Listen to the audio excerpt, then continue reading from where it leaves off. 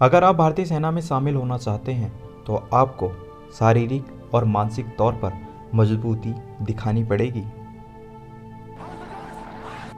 कठिन से कठिन समस्याओं का सामना करने के लिए आप में साहस होना चाहिए।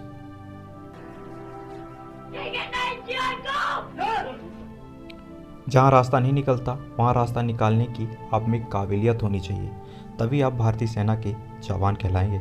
नमस्कार, आदाब, जय हिंद। मैं हूँ आरजे रजनीश।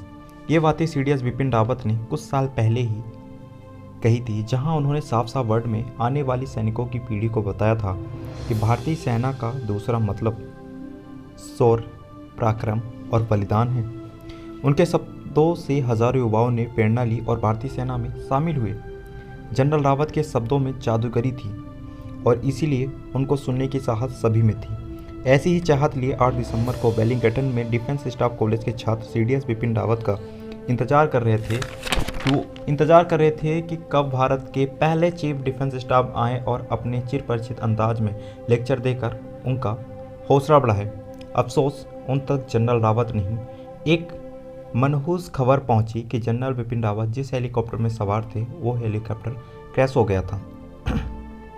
जिस व्यक्ति के हाथ में देश की सेना की बागडोर हो, जब उनके बारे में आपको ऐसी खबर सुनने को मिले तो डर लगना तो लाजमी है। जनरल बिपिन रावत के साथ उनकी पत्नी और 13 और डिफेंस स्टाफ को ना रहने की पुष्टि की गई है।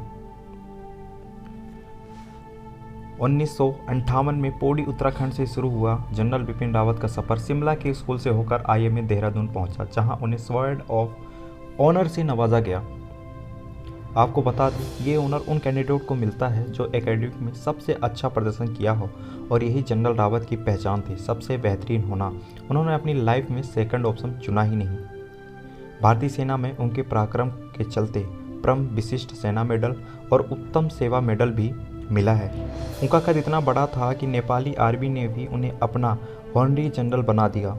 उनके रिटायरमेंट से एक दिन पहले सरकार ने उन्हें चीफ ऑफ डिफेंस स्टाफ बनाने की पेशकश की, जो उन्होंने सहज एक्सेप्ट किया और रिटायरमेंट होने के बाद भी अपनी ज़िंदगी देश के नाम लिख दी।